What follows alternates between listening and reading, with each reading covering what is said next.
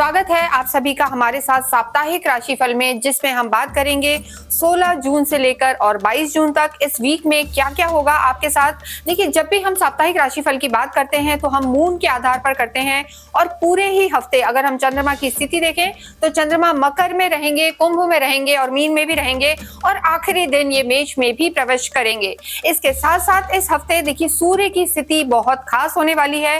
सूर्य बुध के साथ तो है ही, लेकिन इस बार एक विशेष योग बन रहा है जिसे हम गुरु आदित्य योग कहते हैं, जो बहुत ही लाभकारी रहेगा, प्रतिष्ठा बढ़ाने वाला होगा सभी की। और ये साल में लगभग 1 या 2 बार ही होता है। तो बुध आदित्य योग के साथ गुरु आदित्य योग है और साथ ही साथ वीक के एंड में बुध भी चेंज होंगे। तो आप सभी पर इन चीजों का क्या प्रभाव पड़ेगा ये हम देखेंगे। मान प्रतिष्ठा बढ़ेगी, लाभ बढ़ेगा, लेकिन जो हम कह सकते हैं कि थोड़ा क्रोध का एहसास और गुस्सा सब में भरपूर रहेगा। तो ध्यान रखें और आइए हम स्टार्ट करते हैं अपने वीडियो को कि किन किन चीजों का आपको ध्यान रखना है। इस वीडियो में हम बात करेंगे वृश्चिक राशि और वृश्चिक लगन की। देखिए, अगर आपको नहीं पता कि आपकी राशि कौन सी है तो आप अपनी कुंडली खोलें और उसमें जहां आपके मून प्लेस हैं वहां नंबर 8 हो तो ये वीडियो आप ही के लिए है, क्योंकि वृश्चिक राशि है आपकी। देखिए, लगन से भी रिलेट करके देख सकते हैं और राशि से भी। जैसा हमने बताया कि चंद्रमा के आधार पर हम साप्ताहिक राशिफल बताते हैं। पूरे ही हफ्ते चंद्रमा की जो स्थिति है आपके मकर में, कुंभ में, मीन में और मेष में रहेंगे। लास्ट का जो दिन होगा उसमें चंद्रमा मेष में रहेंगे। और आपकी कुंडली से हम देखें तो जो मिडिल ऑफ द वीक होगा उसमें चंद्रमा की जो स्थिति है आपके चौथे घर में रहेंगे। देखिए, शुरू में यहाँ रहेंगे, फिर कुंभ में जब आएंगे यानी 18, 19, 20 को आपको चौथे चंद्रमा को जो है अच्छा नहीं माना जाता है। तो ऐसी स्थिति में आपका कोई भी इंपॉर्टेंट काम हो, कोई भी चीज हो, आपको थोड़ा सा ध्यान रख के चलना है। कोई भी बड़ा डिसीजन हो तो केयरफुल रहें और इन डेट्स को आप अवॉइड करें। आपके 4th हाउस में राहु है, आपके 10th हाउस में केतु और मंगल है, 5th हाउस में शनि है और आपके 6th हाउस में शुक्र है।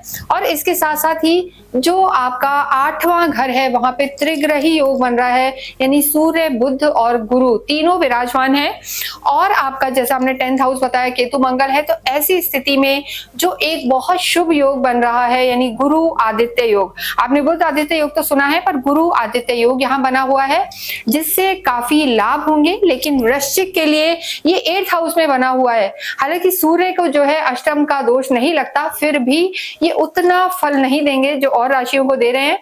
वृश्चिक राशि वाले थोड़े से इस चीज को लेकर दुखी रहते हैं और चंद्रमा की स्थिति भी यहाँ नीच की हो जाती है। तो किन चीजों का आपको ध्यान रखना है, कैसा रहेगा, ये सब हम यहाँ बताने वाले हैं। अगर हम आपके स्वास्थ्य की बात करें तो देखिए, स्वास्थ्य यानी आपकी लगन से हम देखते हैं कि आपकी इम्यूनिटी कैसी रहेगी। आपके यहाँ के जो लॉर्ड हैं लगन के, मंगल हैं, केतु के साथ हैं, तो ब्लड प्रेशर थोड़ा ऊपर नीचे हो सकता है, अंगारक दोष बना हुआ है। साथ ही साथ आपके जो गुरु बुध सूर्य है वो भी अष्टम में है, तो इनडाइजेशन की प्रॉब्लम भी यहाँ पर नजर आ रही है। एसिडिटी, इनडाइजेशन, खाने पीने में थोड़ा सा एहतियात बरतें।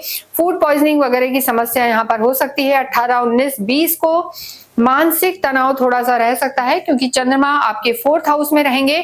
तो ऐसे में आपका कोलेस्ट्रॉल ना बढ़े, बीपी डिस्टर्ब ना हो और आपका स्टमक भी अपसेट ना हो, इन चीजों का आपको ध्यान रखना है। अन्यथा यहाँ पर और चीजें बाकी ठीक हैं। नेक्स्ट हम यहाँ पर बात करेंगे आपकी जो है लव लाइफ की। लव लाइफ के लिए जब हम देखते हैं तो 5th हाउस को देखा जाता है, पंचम को देखा जाता है। यहाँ के भी जो लॉर्ड हैं आपके गुरु हैं। गुरु आदित्य योग तो बना हुआ है काफी शुभ, लेकिन अष्टम में बना है, तो कहीं ना कहीं अष्टम का दोष हो जाता है, त्रिक भाव है, मिसफॉर्च्यून का भाव है।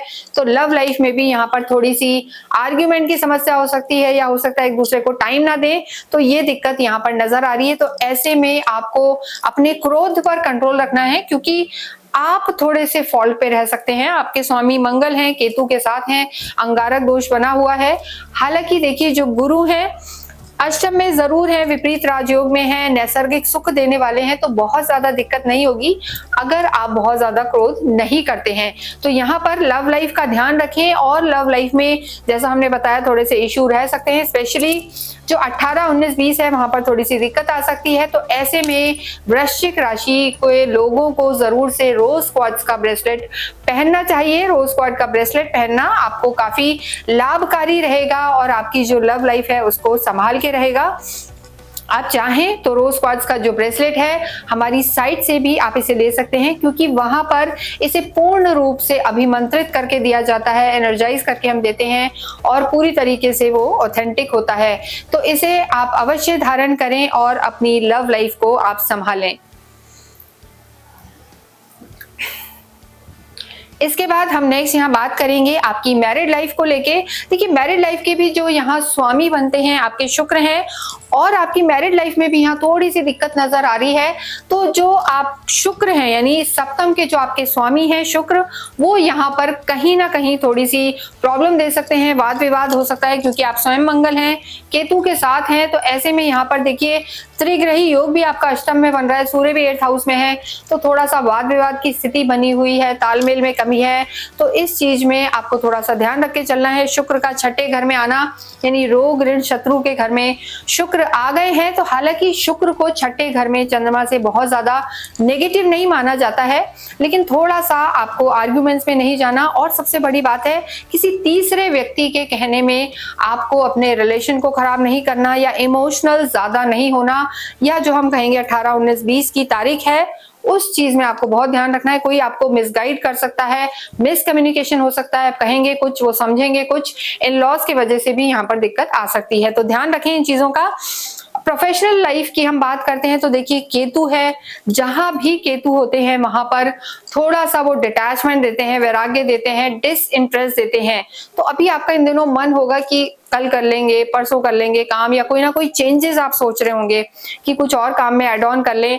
हालांकि राहु की दृष्टि है तो टेक्नोलॉजी यहाँ पर बढ़ेगी, लेटेस्ट वर्जन में जाएंगे, चीजें अच्छी होंगी, लेकिन थोड़ा सा मन कम लगेगा, और जो आपके प्रोफेशनल लाइफ का माहौल है वो थोड़ा सा नेगेटिव रह सकता है। तो थोड़ा सा आपको तालमेल बैठाने की जरूरत है, अपने सीनियर्स की सुनने की जरूरत है। अन्यथा यहाँ पर हम कहेंगे जो स्थितियां हैं काम में आपकी ठीक रहने वाली है, लेकिन डिस्प्यूटेड जो चीजें हैं वो यहाँ पर नजर आ रही हैं। धन की स्थिति भी देखिए अष्टम में आ गए हैं, तो ऐसे में इकट्ठा धन आ भी सकता है और जा भी सकता है, तो अपनी डीलिंग्स में बहुत ध्यान रखें। और 18, 19, 20 को आप किसी भी मेजर डील में नहीं जाएं, यही आपके लिए 16 जून से लेकर 22 जून का जो हफ्ता है उसमें हम यही कहना चाहते हैं कि मिडिल ऑफ द वीक आपको बहुत ज्यादा ध्यान रखना है लेन देन में। विद्यार्थियों के लिए अगर हम बात करें तो शनि यहाँ बैठे हैं, टेक्निकल एजुकेशन में जो लोग हैं उनके लिए समय अच्छा रहने वाला है, एआई के लिए समय अच्छा रहने वाला है, और जो लोग कहीं भी हम कहेंगे कि कुछ बैंकिंग या कॉमर्स बैकग्राउंड से रिलेटेड किसी चीज की सीए है, एमबीए है, बीबीए है, ये सब आप तैयारी कर रहे हैं तो उनके लिए भी ये समय अच्छा रहने वाला है। मेहनत ज्यादा जरूरत है, क्योंकि पंचम भाव के जो लॉर्ड हैं गुरु, वो जैसा हमने बताया कि गुरु सूर्य के साथ हैं। गुरु आदित्य योग तो बना हुआ है, लेकिन जो स्थान है वो आपका थोड़ा सा कमजोर है।